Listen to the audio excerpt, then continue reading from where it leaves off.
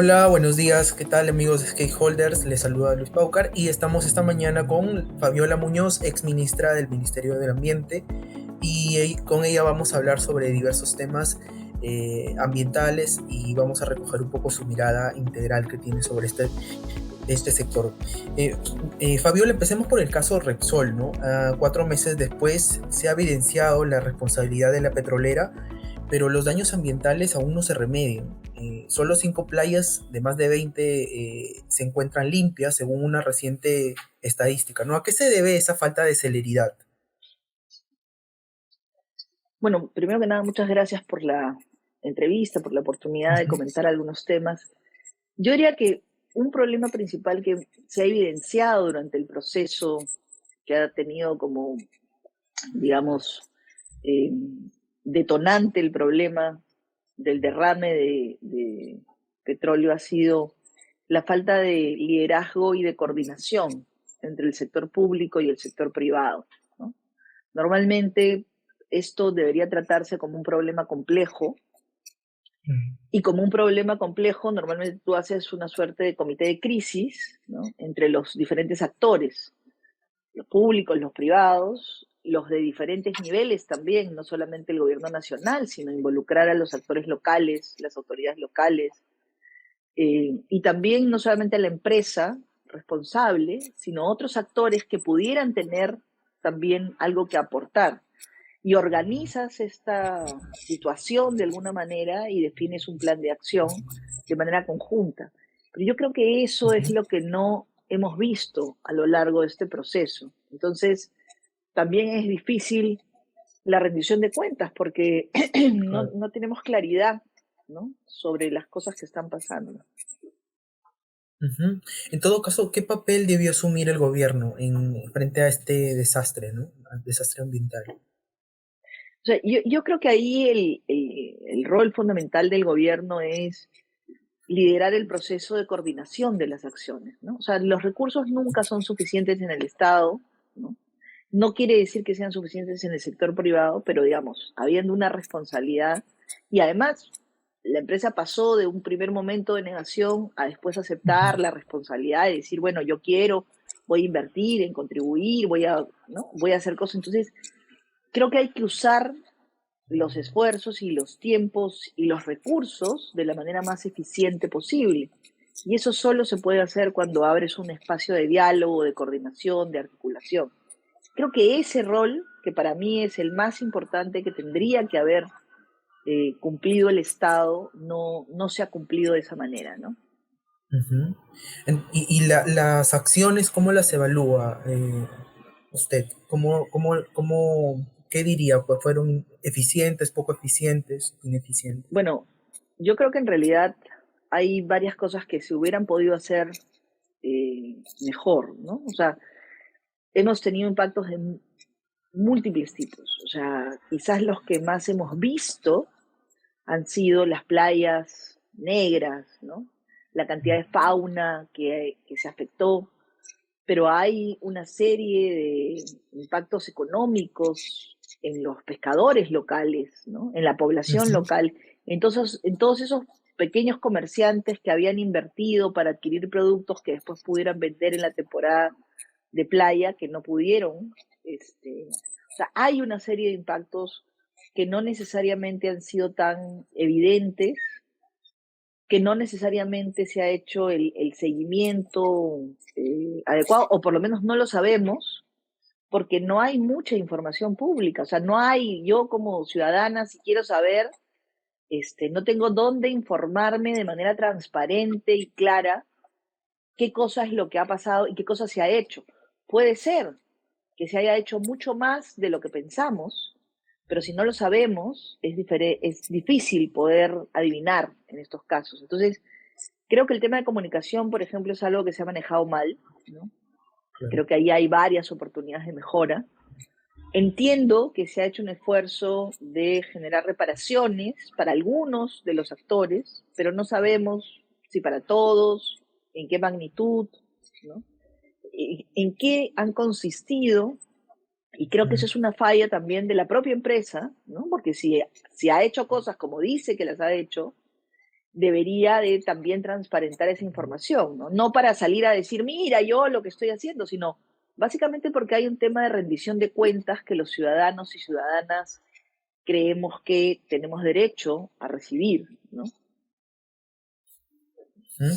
Justamente en múltiples foros en los que se ha hablado sobre el caso, los especialistas coinciden pues en que la falta de información y transparencia agravó la emergencia, ¿no? ¿Qué otra mala práctica ha condicionado la magnitud del derrame, ¿no? Bueno, yo creo que una cosa que ha dejado en evidencia es que no estamos preparados para situaciones, digamos, de crisis, ¿no? O sea, eh, una cosa que sucedió a los pocos días era, oye, ¿qué cantidad de gente tenemos trabajando en estas zonas? ¿No? Y no había un padrón. O sea, se ha tenido que construir en función de cómo vas a dar las indemnizaciones, cómo vas a otorgar los bonos o la ayuda, ¿no?, a la gente afectada. Pero esa información no era pública, aparentemente no existía, y si existía no necesariamente se compartía.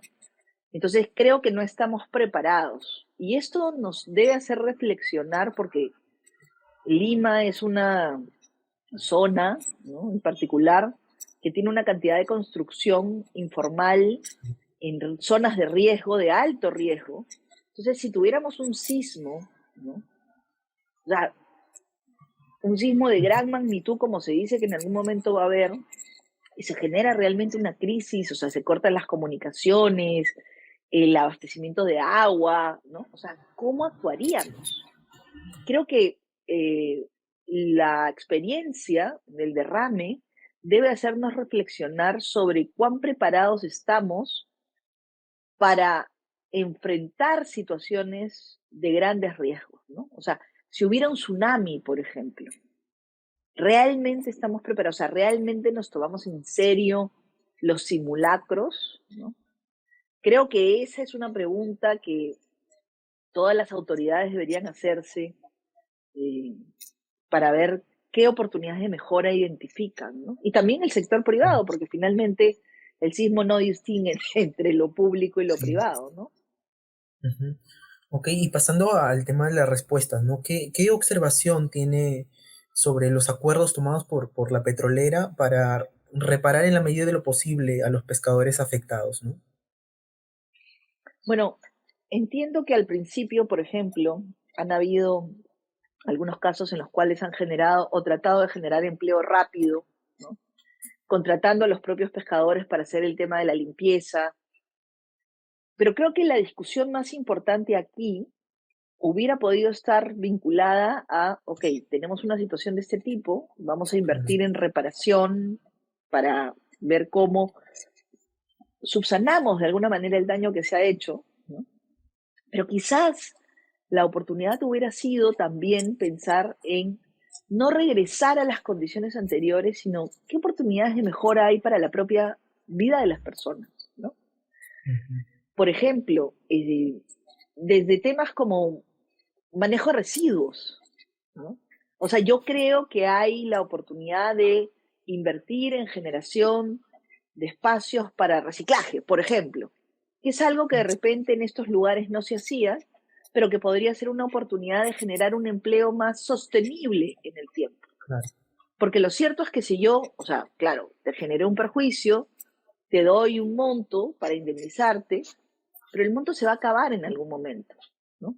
Entonces, ¿cómo pienso en oportunidad, en convertir esta desgracia en una oportunidad? ¿Qué cosa es lo que Ujú. podríamos hacer juntos para generar un futuro diferente, ¿no? Creo Ujú. que eso es algo que no necesariamente se ha trabajado y que podría ser una oportunidad interesante, ¿no? Por ejemplo, los temas de seguridad alimentaria, ¿no? Eh, los pescadores han sufrido una afectación muy grande porque no pueden entrar a pescar y por lo tanto no tienen ingresos, pero también se afecta su capacidad de proveer alimento para ellos y sus familias. ¿Qué pasaría si pensáramos, por ejemplo, en el tema de, además ahora que tenemos la pandemia y todo esto, mirar otras experiencias donde de repente tienes huertos urbanos, ¿no?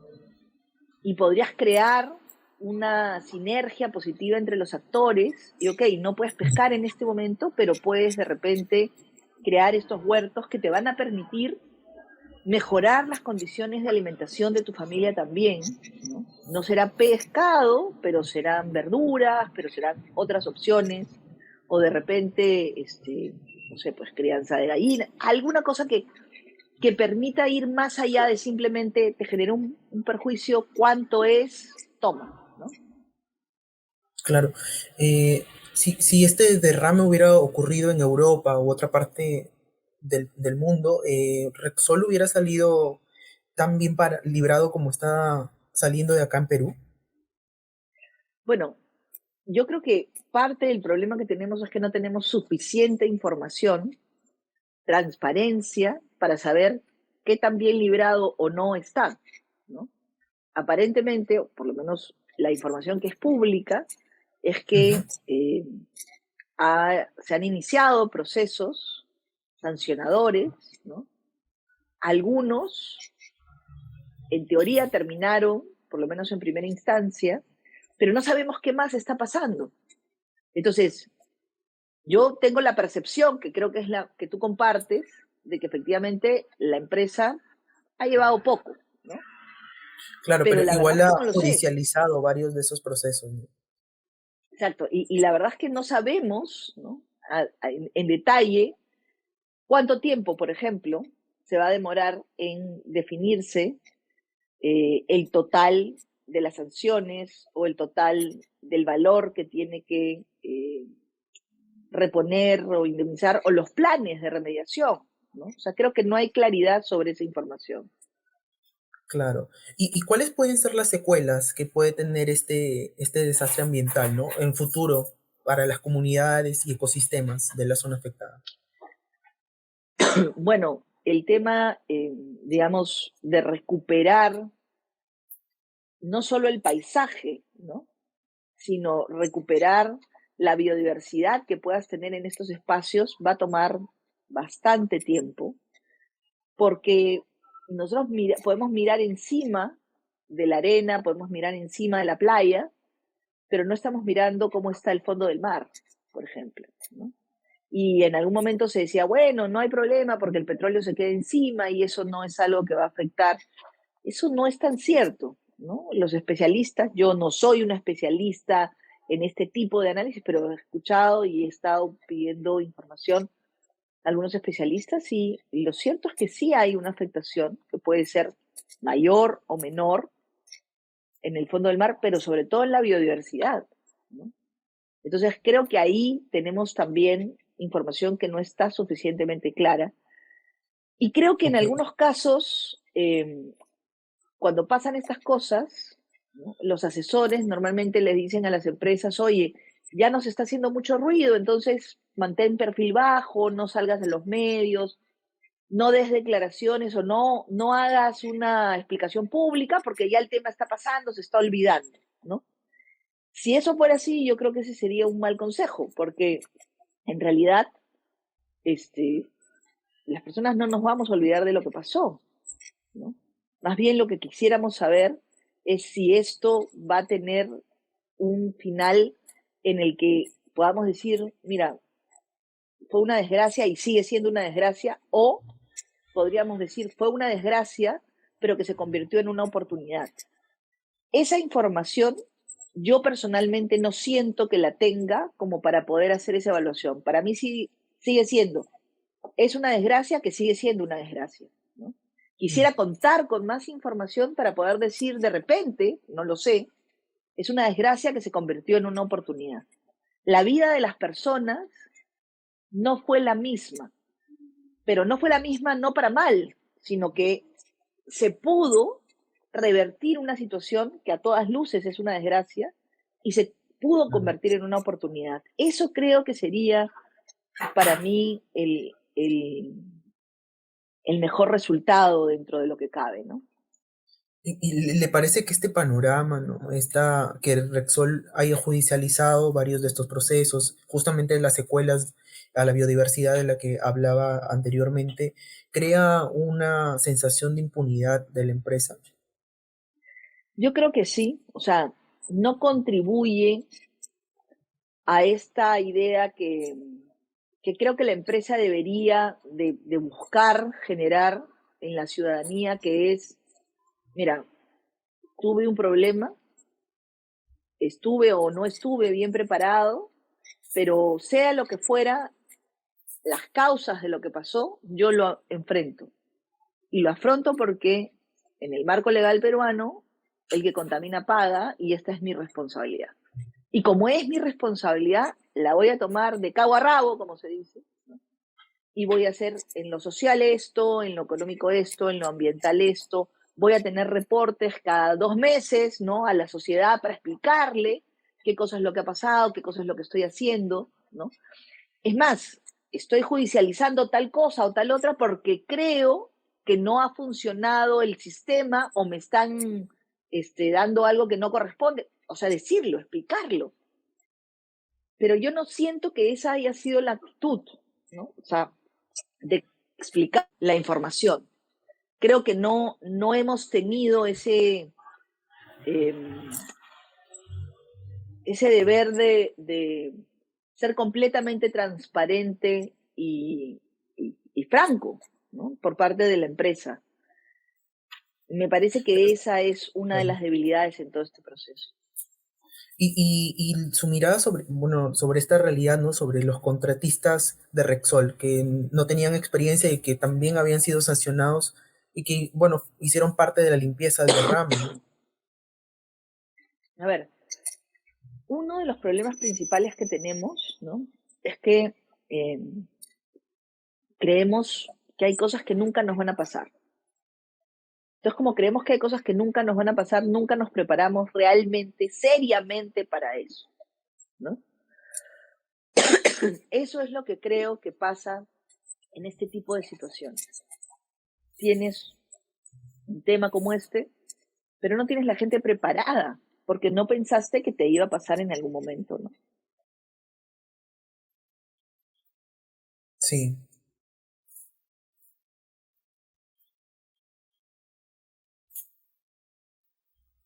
Ujú. En el caso de los Eh, contratistas, podrías tener experiencia en otros rubros, pero claro, es difícil que tú encuentres a alguien que tenga experiencia en derrames de petróleo de este tipo, porque claro, no es una cosa que tampoco a nosotros nos pase a cada rato en la costa. De hecho, pasa con frecuencia en la Amazonía y ahí tampoco estamos preparados y no hemos aprendido la lección de lo que nos pasa en la Amazonía, ¿no? y sobre la propuesta de ley del Congreso que debilitaría la ley forestal y de fauna silvestre. ¿Cuál es su mirada? Es una preocupación muy grande, ¿no? Yo he tenido acceso al proyecto hace muy poco tiempo porque había estado un poco desconectada por algunos temas de salud, y cuando lo he revisado, la verdad es que creo que el proyecto dice que está tratando de favorecer el tema de la zonificación y del ordenamiento, pero lo cierto es que no favorece ni la zonificación ni el ordenamiento. Lo que hace es crear un precedente muy malo, ¿no? Porque hace muchos años que luchamos contra el otorgamiento de certificados de posesión que se aplican con criterios que no son los adecuados y ahora se pretende dar títulos con esos certificados que no son justamente los instrumentos adecuados. Entonces, creo que en realidad esta norma no ayuda a lo que se supone que busca, que es la formalización del sector, el ayudar a los pequeños. O sea, en realidad creo que es un retroceso. Y además, por supuesto, o sea, presentar un proyecto de ley de esta naturaleza en un tema tan sensible e importante, que además podría vulnerar derechos de pueblos indígenas que están en espera de sus títulos durante muchísimos años y que de repente hay otra población que ha invadido parte de sus áreas y entonces tiene un certificado de población de posesión trucho, y entonces va a tener el título antes que la comunidad. O sea, una ley que fue elaborada con consulta previa en su momento. O sea, creo que el Congreso ha sido muy ligero, muy ligero en la aprobación de una cosa de este tipo, ¿no? Claro, en todo caso, ¿qué dice del Congreso esta propuesta de ley? Propuestas de ley como esta, por ejemplo, para que tienen que ver con el medio ambiente. Claro, lo que pasa es que, o sea, lo que dicen es, nos preocupa, ¿no?, que los procesos demoren tanto tiempo, los procesos de zonificación forestal. Por lo tanto, vamos a tomar medidas para simplificar estos procesos y beneficiar a la población local para que puedan acceder a seguridad jurídica, digamos, ¿no?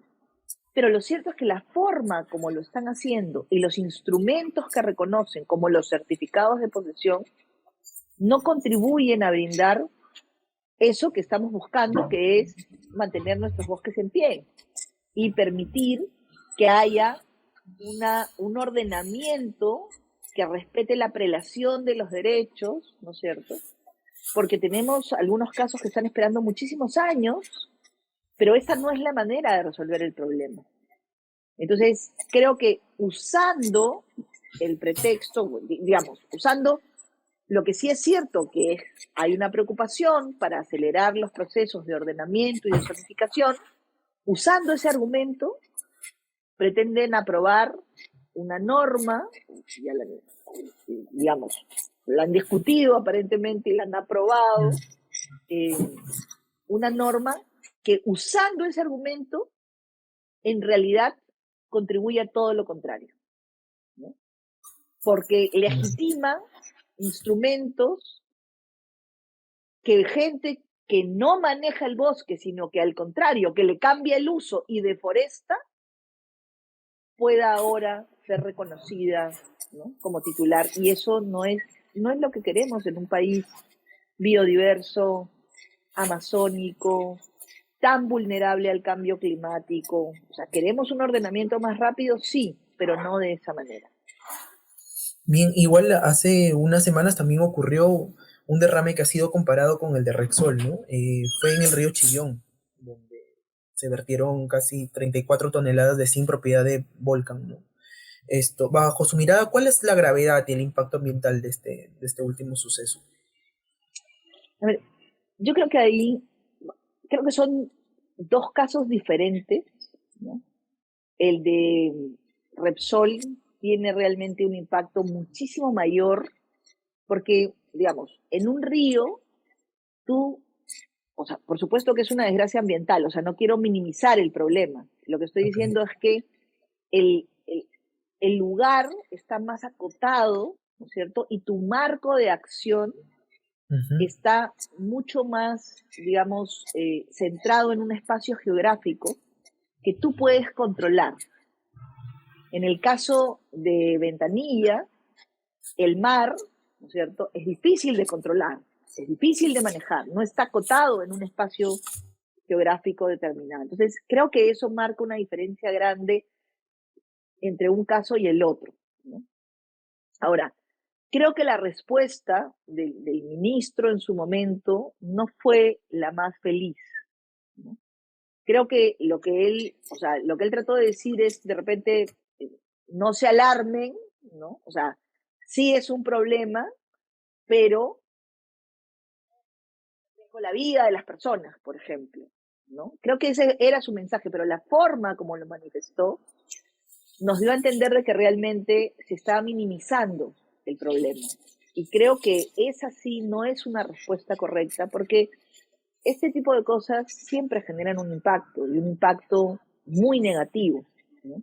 Claro. Sin embargo, creo que lo de Repsol y lo de Volcan no son realmente de la misma magnitud, ¿no? Ni tienen las complejidades que realmente puedas comparar, ¿no? Claro, y hasta ahora los reportes hablan de casi 1.000 toneladas de truchas que han perecido, ¿no? Y hay contaminación del agua que llega a los centros poblados. ¿Se puede hablar de la contaminación total de un valle o qué podría, cuál es su lectura, ¿no? A ver, sí es posible que tú puedas tener un impacto muy grande que te, digamos, te afecte la cuenca, ¿no? O sea, todo el ecosistema. Y por eso es que en estos temas la reacción tiene que ser muy rápida, ¿no? O sea, no tienes mucho tiempo para poder estar discutiendo, sino que tienes que reaccionar inmediatamente. Y por esa razón es que en nuestro ordenamiento está este principio que es el que contamina paga. O sea, tú puedes discutir después de quién fue la culpa, ¿no? Pero si tú sabes que en este momento estás contaminando, tú tienes que responder automáticamente. Y yo creo que ahí la reacción de las empresas es muy importante, ¿no? Después discutan, si quieren, a quién demandan o lo que fuera, pero, o sea, si es tu mineral, si es tu camión, si es tu responsabilidad o es un contratista que está trabajando para ti pero tiene tu material, tú tienes que responder, ¿no? Entonces creo que ahí también eh, una de las lecciones aprendidas de este caso es que eh, no podemos demorarnos en discutir, ni siquiera demorarnos en ver si es grande el problema o chiquito, ¿no? En minimizarlo, o hay que atenderlo. Y hay que atenderlo como un tema grave y urgente. Si después nos damos cuenta que no era tan grave, ¿no? Perfecto, genial, maravilloso. Pero ¿qué pasa si realmente era muy grave y lo atendimos como una cosa que la verdad es que un pequeño accidente? Y el Claro. impacto es mucho mayor, ¿no? Entonces, ante temas ambientales, las respuestas deben ser como si fuera un tema grave, muy, muy grave y urgente. Ese sentido de urgencia y esa gravedad que tú le pongas a la respuesta puede contribuir en mucho a reducir el impacto. Ok. Bien, pasemos al tema de la agenda climática, ¿no? Usted ha comentado que es un punto que requiere liderazgo y expertise técnico, ¿no? Entonces, ¿cómo va esa agenda a la fecha? ¿Qué se ha hecho y qué falta? Bueno, yo creo que estamos en un momento en el que el Perú no está a la velocidad que necesitamos caminar en la agenda climática. El sentido de urgencia y la ambición climática nuestra es como si casi casi se hubiera estancado, ¿no? O sea, creo que ahí el Perú venía de un proceso de varios años, después de Ujú. la COP de París, ¿no? En realidad desde la COP de Lima, que contribuyó tanto a preparar el Acuerdo de París. Y hemos venido trabajando los sectores en general, en el Estado y la sociedad civil, para ver cómo acelerar la reducción de emisiones en el Perú. Pero la verdad es que este último año, ¿no? Yo no he escuchado absolutamente nada al respecto. De hecho, en el gobierno de transición del presidente Sagasti se implementó lo que se había creado en el gobierno anterior con el presidente Vizcarra, se aprobó en la ley marco de cambio climático, en el reglamento, se implementó la comisión de alto nivel, ¿no? Sin embargo, yo Claro. no veo que, por ejemplo, esta comisión esté generando reuniones, esté teniendo realmente una posición de avanzada en estos temas. Y claro, hay quienes dirán, bueno, pero es que los temas ambientales tienen que dejar el paso a los temas de la salud pública o de la recuperación económica. Y creo que eso, sinceramente, es un error muy grave, ¿no? Porque los temas ambientales no pueden ir desfasados de lo social y de lo económico. De hecho, lo que se prevé es que la crisis climática, si no logramos reducir la temperatura del planeta, va a ser y va a tener consecuencias muchísimo más graves que el COVID, tanto en los temas de salud como en los temas económicos. O sea, la recesión va a ser aún muchísimo más fuerte que el tema del COVID. Entonces, si no entendemos eso y pensamos que podemos solucionar un problema desconectado del otro, creo que estamos desaprovechando una oportunidad importantísima. Este, por ejemplo, debería ser un momento en el que estemos discutiendo, ok, Claro. con la subida de los combustibles, ¿no? Bueno, ¿qué estamos esperando para incentivar la inversión privada para la transición energética de la Amazonía? por ejemplo, ¿no? Y avanzar hacia energía solar, porque hoy día el combustible es en la Amazonía el más caro de nuestro país. Si a nosotros, yo vivo en Lima, si a mí en Lima nos está afectando la subida del combustible, imagínense ustedes a las personas que están en la Amazonía, que ya pagaban el combustible más caro que Lima, hoy día, ¿cómo están? ¿No? Y entonces creo que ahí hay una oportunidad que no estamos tomando. Estamos hablando de la crisis de los fertilizantes, estamos hablando del tema de cómo la agricultura en nuestro país se está viendo afectada. Podríamos conectar, por ejemplo, el esfuerzo con el manejo de residuos orgánicos y hacer acelerar el proceso de manejo de residuos orgánicos, de segregación en la fuente, y esos residuos orgánicos poderlos convertir en compostaje, o sea, compostarlos y generar abonos orgánicos, por ejemplo, que contribuirían muchísimo con la agricultura de nuestro país en un momento en el que tenemos una crisis que está asociada a esto. Estamos pensando, ¿no es cierto? Sabemos que hay una crisis alimentaria que se viene, que ya algunos actores la están viviendo. Ok, ¿por qué no innovar y empezar a impulsar, por ejemplo, todo el tema de huertos urbanos? Hay un ejemplo buenísimo en Lima, yo lo visité hace unos años atrás, entre Villa El Salvador y Villa María del Triunfo, una población que ha mantenido la producción durante pandemia de su huerto orgánico y ha podido sobrellevar los problemas de alimentación, ¿no? De acceso, porque ya no tenían trabajo, pero tenían su huerto. Entonces, los comedores populares o las ollas comunes, ¿no? ¿Por qué no invertir en este tema de huertos urbanos con ellos que puedan mejorar, reducir sus costos, ser autosostenibles?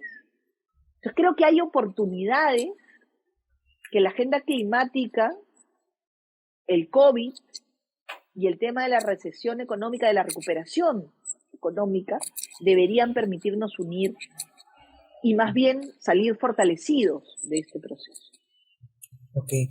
¿Qué dice del gobierno una negativa a ratificar el acuerdo de Escazú? Bueno, yo creo que seguimos sin entender realmente el acuerdo de Escazú, ¿no? Yo tuve la responsabilidad de representar al país hablando del acuerdo de Escazú en su momento, ¿no? Y me criticaron prácticamente llamándome traidora a la patria, lo cual es absolutamente falso. O sea, yo creo que el acuerdo de Escazú no entrega ni un milímetro de soberanía del Perú, en absoluto, pero lo que hace sí es reconocer que hay actores que son muy vulnerables, que son los primeros que están al frente, los que están en el campo, los que están haciendo frente a las economías ilegales, como la minería ilegal, ¿no? Justo acabo de hablar con amigos y amigas de Madre de Dios hace muy poco tiempo, y el sicariato se ha incrementado en la región de Madre de Dios, vinculado al tema de la economía ilegal del oro, ¿no? Entonces, para este tipo de cosas no hay protección todavía en nuestro país. Entonces creo que ahí el acuerdo de Escazú podría cumplir un rol fundamental. Y esto no significa en absoluto entregar soberanía para nada, ¿no? Claro. Además de proteger a los defensores y defensoras ambientales, ¿por qué es importante este acuerdo, no? Detenernos a explicar un poco más. A ver, porque creo que hay que poner, o sea, en contexto el trabajo que hacen estos actores, pero también la importancia de los bosques en nuestro país, de los ecosistemas en nuestro país. Entonces, este es un acuerdo que viene desde el lado de la naturaleza ambiental, pero también de los derechos, ¿no? Entonces, a mí me sorprende que digan que este es un acuerdo que viola la soberanía del país, cuando hay países hermanos, ¿no?, que ya han ratificado Escazú y que no han tenido ninguna duda sobre el tema de soberanía, ¿no? Yo no creo que un Chile, ¿no es cierto?, esté dispuesto a reducir su soberanía, ¿no? Entonces creo que ahí hay algunos intereses también que están jugando en contra de que Perú ratifique Escazú, ¿no? Claro. Que Perú ratifique ese acuerdo está en manos del Congreso, ¿no? Hace unos días varias organizaciones ambientalistas han demandado tomar acción. Si le tocara dirigirse a usted, ¿qué le diría al Congreso? Que sería una buena oportunidad de hacer lo correcto. Más allá de las diferencias políticas que pueden tener los partidos, creo que es importante pensar en el país y sobre todo en los ciudadanos y ciudadanas. Y creo que ratificar a Escazú es hacer lo correcto. Ujú. Hablemos de otro tema complejo, ¿no? El narcotráfico y su impacto en todos los ámbitos, pero sobre todo en el tema ambiental. ¿Cómo considera que se está abordando las políticas antidrogas actualmente? Creo que en realidad eh, hay un relajamiento del esfuerzo que el Estado hacía y que lideraba para aglutinar los esfuerzos de otros actores también Ujú. frente al narcotráfico, ¿no? O sea, yo soy muy respetuosa de los productores de hoja de coca tradicional en el país, creo en la diversidad cultural, reconozco que es necesario aplicar un enfoque intercultural desde las políticas públicas también, pero eso no tiene nada que ver con defender narcotraficantes. Y hay zonas en nuestro país que no tienen absolutamente nada que ver con las prácticas tradicionales de consumo y de producción de hoja de coca. Son áreas dedicadas al narcotráfico. Y el Estado Claro. no puede renunciar a su responsabilidad de aplicar el principio de autoridad y de luchar contra estas economías ilegales, Ujú. que En finalmente un, además tienen un ujú. impacto ambiental también grande, ¿no? Porque Claro, todas estas pozas de maceración utilizan una serie de elementos que finalmente contaminan el agua y muchas claro. veces aguas abajo hay poblaciones que consumen el agua que viene de la parte más alta y la Ujú. consumen con todos estos elementos nocivos para las personas. Justo en un conversatorio en el que usted participaba se hablaba que un kilo de cocaína produce 30 veces el impacto en huella de carbono que un kilo de cacao, ¿no? ¿Cómo impulsa la deforestación el narcotráfico? Bueno, lo que pasa es que las economías ilegales se protegen entre sí, ¿no? Entonces, generalmente entra de avanzada el maderero ilegal, que está buscando especies de alto valor, abren un camino y ese camino conlleva las invasiones de terrenos, pero también, en algunos casos, cuando no se invaden por grandes cantidades de personas, los narcos, ¿no? Entonces entran a una zona, empiezan a sembrar hoja de coca y se protegen con otros, ¿no? Porque los ilegales no quieren que entre el Estado, no quieren que haya presencia de la población, no quieren que hayan instituciones. Entonces se convierten en zonas donde tú puedes tener a veces convivencia de varias actividades ilícitas, que además está vinculado, por ejemplo, al tema de trata de personas también, porque tienen otros delitos conexos que están vinculados a estas economías ilegales. Entonces, el Estado no puede renunciar a su jus imperium, a su capacidad de poner orden en el territorio. O sea, en el Perú no deberíamos resignarnos a tener zonas liberadas. ¿Se podría decir entonces que cada vez se está perdiendo la lucha contra las drogas? Lo que creo es que se está permitiendo que están en estas economías ilegales, porque no es solamente el tema de drogas, es el tema de minería también, Claro. tengan la falsa percepción de que nos están ganando, ¿no? O sea, porque yo creo que la sociedad no es la que se ha rendido, ¿no? O sea, y creo que hay, y por eso es tan importante ratificar Escazú, para tratar de que el Estado reconozca que tiene que generar una protección para esos actores, ¿no? Yo conozco hombres y mujeres que están en el campo haciéndole frente a estas economías solitos, pueblos Mm. indígenas que combaten con los narcos que quieren entrar a sus zonas, con los mineros ilegales que quieren entrar a sus zonas. El Estado debería acompañar ese proceso. No deberíamos permitir que los defensores ambientales se sientan solos. Ujú. ¿Los cultivos de hoja de coca representan un peligro para el medio ambiente o quizá es el narcotráfico el que les otorga esta amenaza, ¿no? A ver, yo tengo bosque en pie y si yo ese terreno donde tengo el bosque en pie lo voy a voy a quitar ese bosque para convertirlo en cualquier otra cosa, sea coca, sea cacao, sea una plantación forestal inclusive, ese cambio de uso del bosque primario es un pésimo negocio para todos.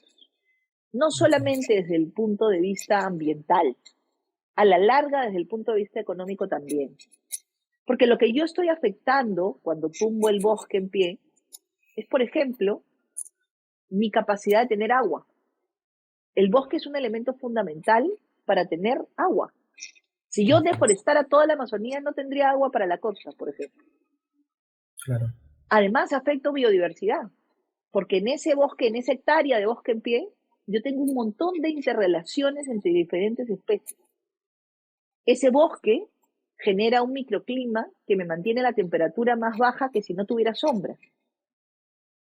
Es un espacio para guarecerse de los animales. O sea, hay muchos factores que el bosque en pie es, digamos, el responsable, ¿no? Entonces, si yo ese bosque lo cambio por otra cosa, nuevamente, sea cacao, sea café, sea coca, sea minería ilegal, o sea minería legal, ¿no es cierto? Pero sin los estudios adecuados de impacto ambiental, estoy cometiendo un error.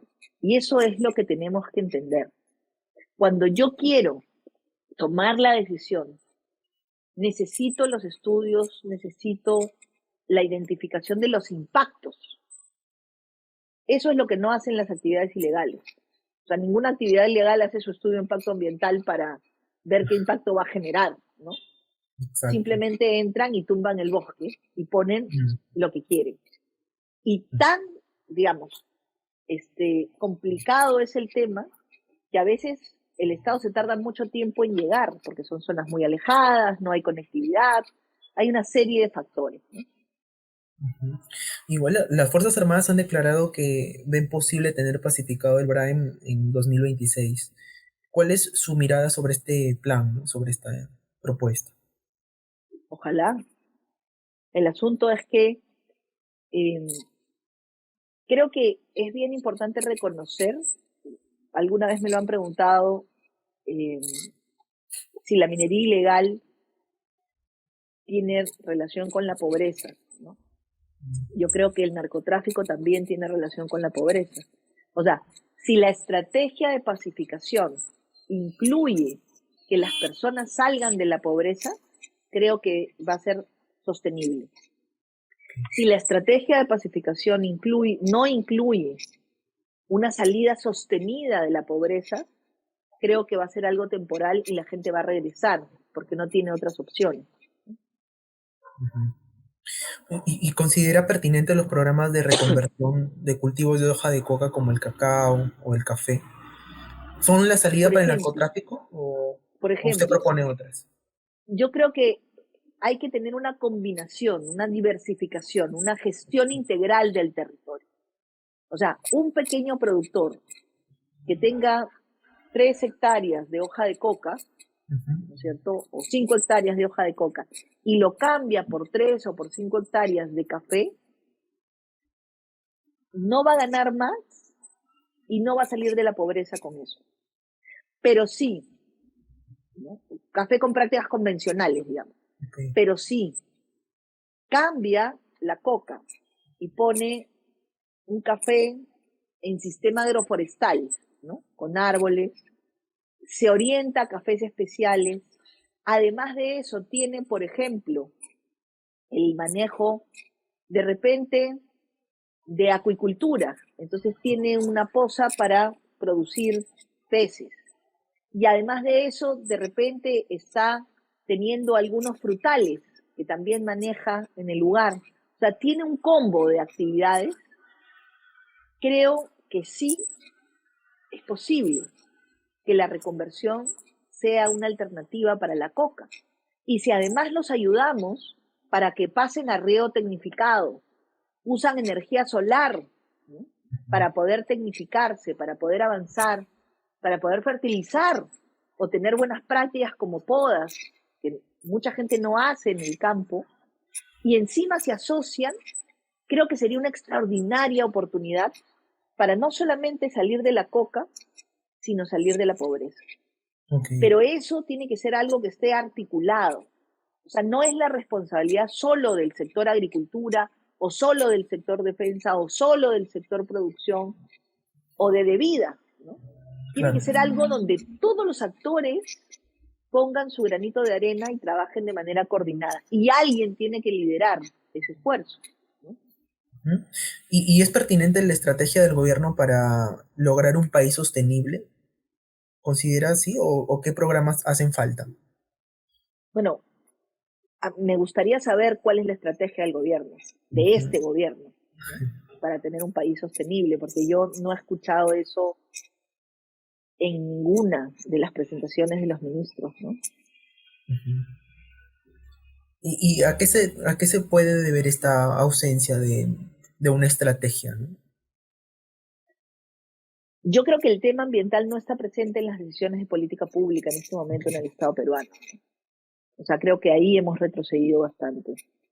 Y lamentablemente lo hemos visto desde la misma prioridad que le da el gobierno a participar, por ejemplo, en la COP de cambio climático, ¿no?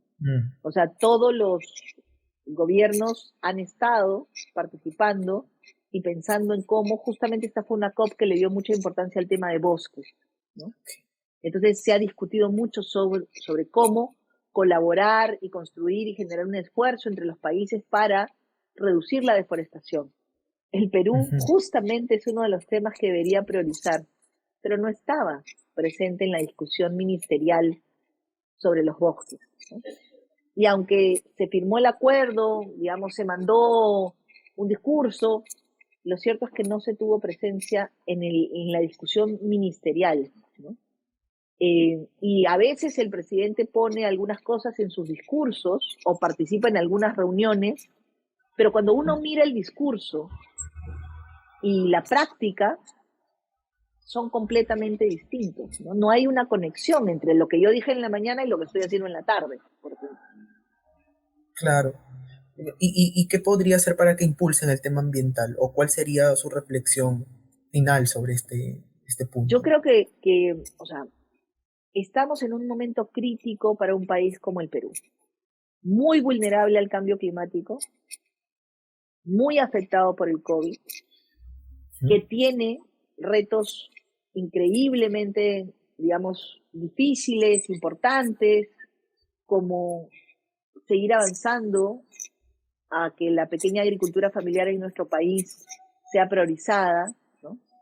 Porque 2.2 millones de personas están asociadas a esta agricultura y son familias enteras que están en realidad asociadas a la pequeña producción, que pueden retroceder en la pobreza, en el avance de la lucha contra la pobreza. Entonces creo que hay que entender que lo ambiental no es un extra, no es que sea más caro, no.